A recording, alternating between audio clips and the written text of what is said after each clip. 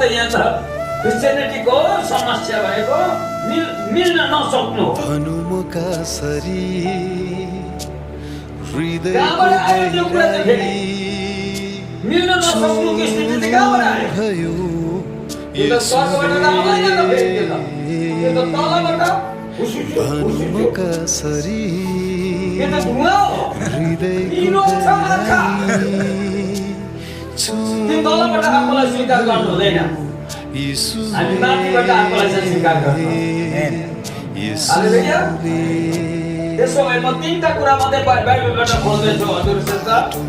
मत्ती रचित सुसमाचार 26 अध्यायको 41 पदमा यहाँ प्रार्थनाको बारेमा बताइएको छ सधैँ नै पढेको पनि हो हामीले मत्ती रचित सुसमाचार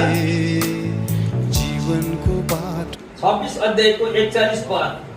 त्यसलाई आधार बनाएर आज